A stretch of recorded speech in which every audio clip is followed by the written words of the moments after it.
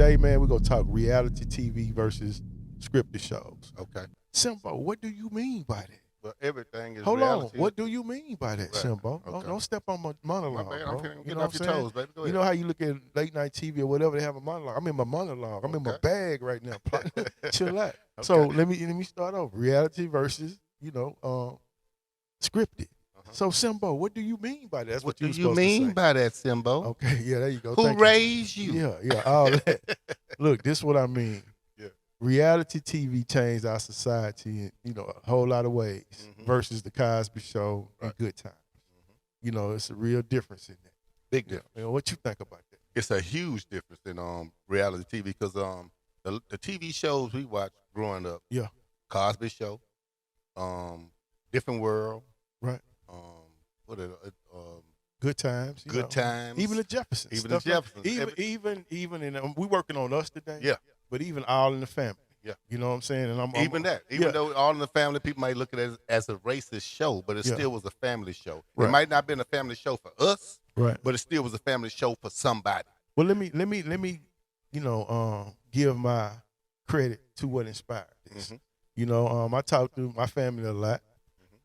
My son and my wife, they had a whole conversation about this. About I'm not gonna get into the private of their conversation, but it was about my son was like, "Hey man, these young ladies ain't raised right. They looking at these reality TV shows because these shows nowadays." Hold on, okay, go ahead. And I'm gonna let you go. Okay. And then so I took a little bit of that. Then my cousin Stacy, I'm gonna say her name on this. She was even like, "Man, we need to get back to some good shows." We talk about TV shows. Me and my wife and her husband. Right. Talk about we give each other good shows to look at. Her husband? Huh? You say her and her husband? Right? Yeah. Okay. My bad. Go ahead. We give each other different shows to watch. Okay. Mike, call him. You know what I'm saying? Call him. You know what I'm saying? Bro, I don't know what that was about. Call him. Like, get on him, bust his head. You know what I mean? But that's what that is, man. Okay. So I want to give them their love because they inspired this show. Okay. Now go ahead. What you getting ready to say? Shit, you damn near made me forget because you talking about somebody busting my head. I'm knucking and buck moment right now. I'm ready to fight. Nah, you were saying that reality shows did something. Go ahead. Yeah, see, reality shows now. I mean, the shows because I can't even say the ones we watched was reality shows back in the day. When you look at Jefferson and all them, they were scripted. That's what you call a scripted show. Yeah, so those wasn't reality shows to us. That was just shows that we watched. They were scripted shows. Not necessarily based in reality, but it was real situations. It was real situations in the shows now.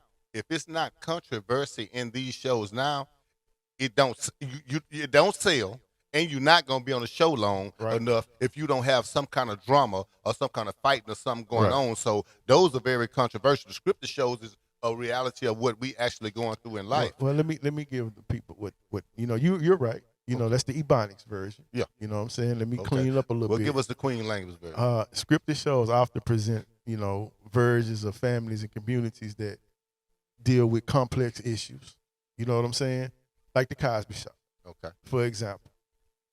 It depicted a successful black family, which was groundbreaking. All of us wasn't from successful families. Right. We had blue collar working parents. I didn't grow up with a doctor, mother, lawyer, father. You know what I'm saying? But it was problem solving in them shows. Hope. Yeah, it was problem solving. Whatever Theo did, if he got caught doing something, old Bill sat him down and Felicia, they sat him down. What was the name on the show? Cosby Show. Nah, what was the mama name? Huxtable. Man, don't worry about it, man. That's that cognac talking to you. Well, I'm just saying. You said no, I'm saying what was her first name? Felicia. No. It was shit. I can't think of damn name. Did you have TV? Yeah, I had a TV, black and white. Well, look, man. Most of them shows was dealing with they solve problems. Claire Huxtable. But even, I was always wondering why was it called the Cosby Show, and they was the Huxtables.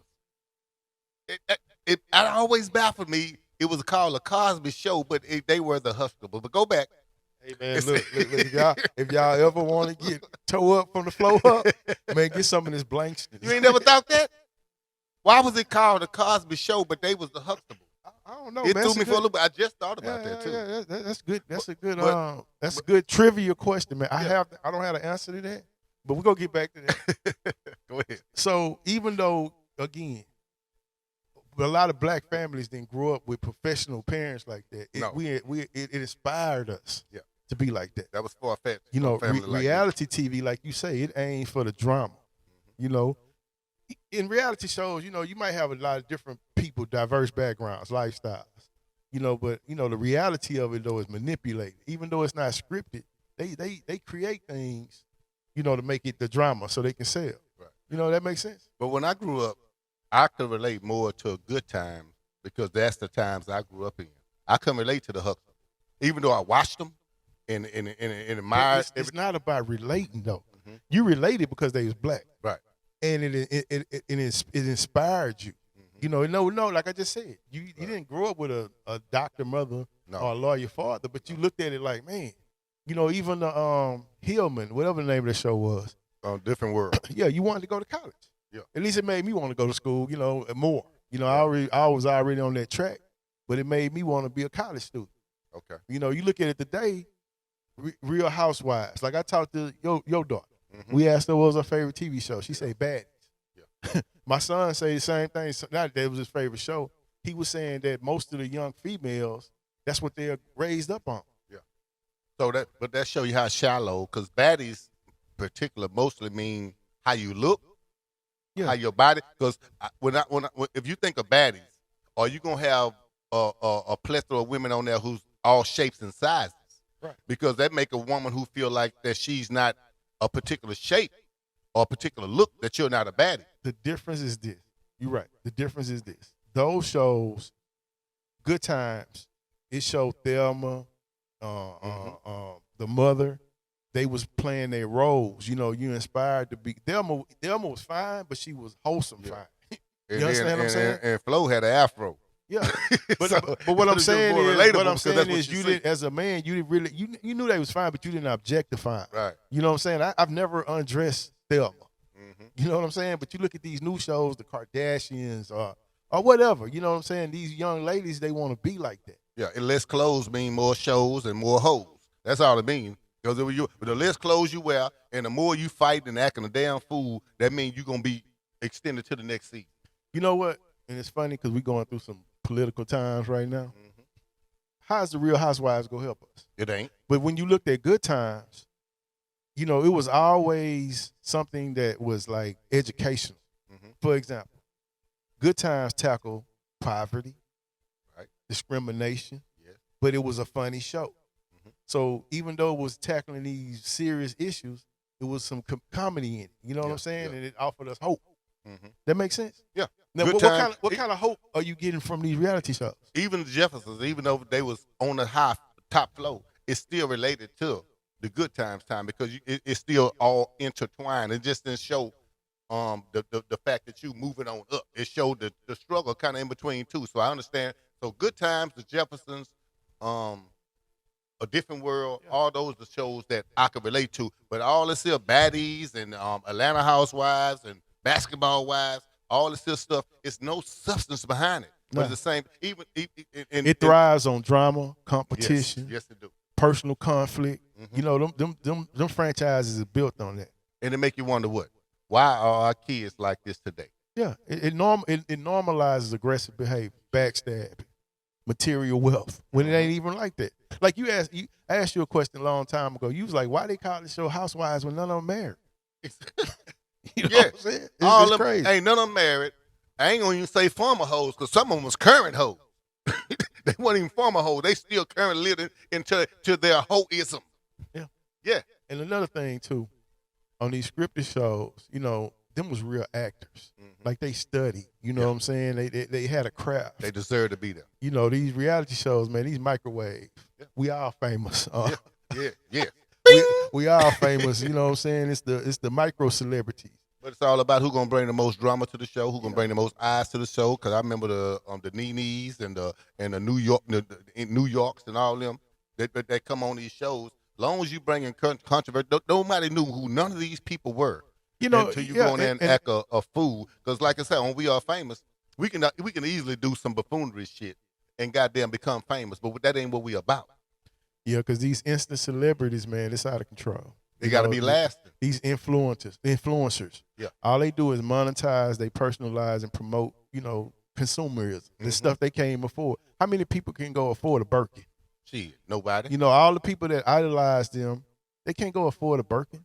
How many dudes can go just cop them a Lambo? I know females in the hood think a Birkin is the name of a dog, whole new name of a dog. They don't even know what a Birkin is. Nah, so the impact on our society, man, is terrible, especially us, our black people. See, a lot of times, man, I was looking at a young cat. I can't remember exactly who it was, but he made this point. I know it was Lil Yachty, Lil Boat, you know, the little rapper. Very successful though to this generation, you know. But he was like, man, I don't understand shade room. He said, I tour all over the world, and Italians don't have a shade room. No, we the only people that build a person up just to tear them down. But you notice all this social network stuff they got that's created in all the other countries and the other places. Americans are the main ones who looking at it. Yeah. All of it, even the TikToks of the Chinas and all that. There, we're the main one giving them their success. Yeah, but you're right. But again, I'm trying to keep this tight and right. But you're right. You're saying that. But again, scripted shows it shape our society views. You know, it challenge stereotypes. This reality is all negative. It normalize superficial stuff, man. It's crazy. Everything is about fame, and that's why I kind of named the show "We Are Famous." We are famous because I felt everybody gonna go and look at it because everybody chasing fame. We not chasing fame. Not like you used to always ask me, man, why you don't interview these people? Because it's not about that. I'm doing my part. Right. I'm not a minister. I'm not gonna open the Bible. I'm doing my part to work on that stereotypes. Right. You know, if you really want to know what I'm doing, that's what I'm doing. Okay. You know, but look, you know how your president is in office. He's firing all these people. He's doing all these moves. If him and the real president, Mr. Elon, want to really change, man, sign the executive order, getting rid of all these old reality TV shows. But you think that's really gonna happen? Because we're in a capitalist society. I'm being facetious right now, but what I'm saying is, sign the executive. I'm being facetious and hopeful. Yeah. Sign the executive order to get rid of all these. If it don't make dollars, but hold on, sense. they sitting up there. They really worried about all this stuff like men playing women's sports and all these reality shows making this possible. So if you want to get rid of something, work on that. And then another thing, because I'm not trying to make this too political. You did. But we need to work on us. You know what I'm saying? Yeah. Like if my son said this. Shout out Lil Simmy. $I. He got a whole bunch of aliases. Okay. But he said this. The last wholesome show he remember seeing about a family was with Damon Wayans with My Wife and Kids. I think that's the name of the show. Wife and Kids, All of Us. There's a few that's shows. sad. So all the black actors, black producers, Tyler Perry's of the world, man, get back to that. That's how we can change us. But the thing it is, you get back to that, and if it don't bring dollars and it don't generate dollars and it don't make sense, people got to give what's selling.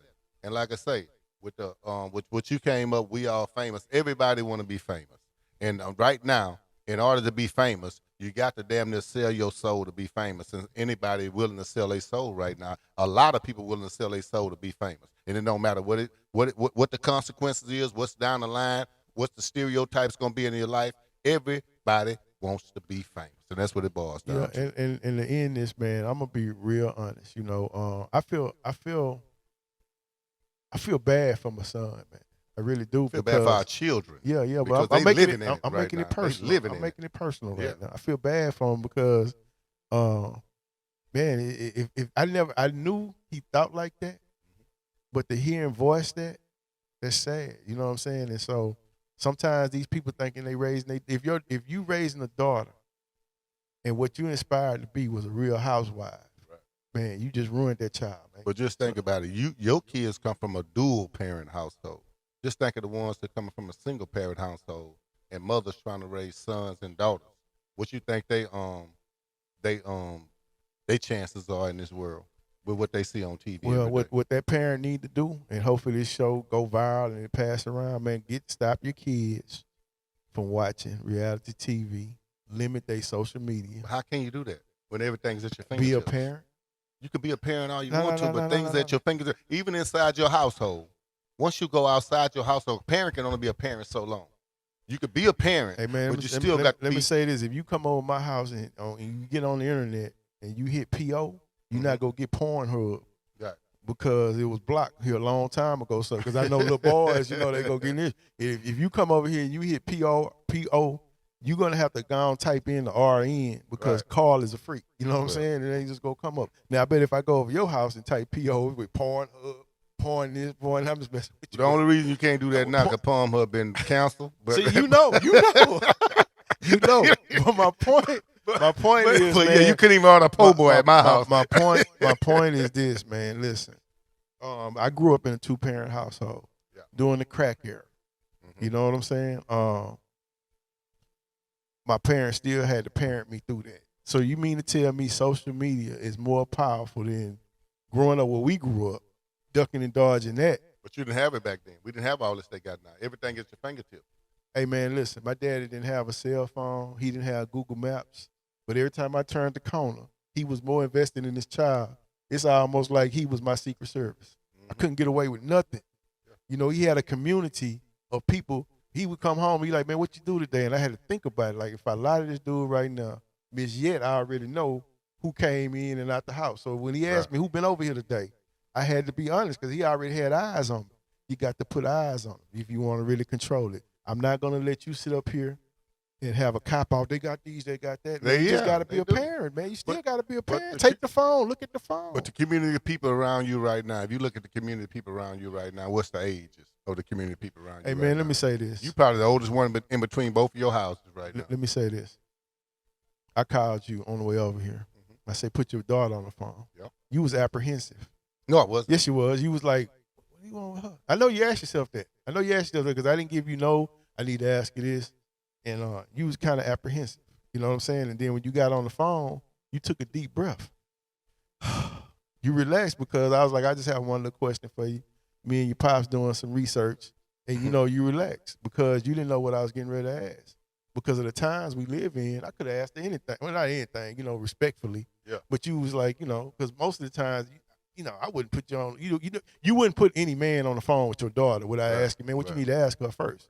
But you trust me enough to know I wasn't going to ask her no foolishness. Right. You see what I'm saying? So you know what that tells me? You keeping an eye on your daughter. You tell me all the time, you had a little situation, I'm not going to put it out there, but you make sure she right. Right. It's my job. Yeah, even though she got all these devices and all that, you still pay attention to what she do and say no more. This is Simbo, and that's CL, and we all famous.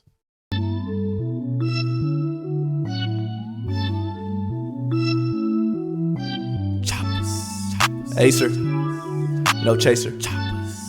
Yeah. Bitch, we told him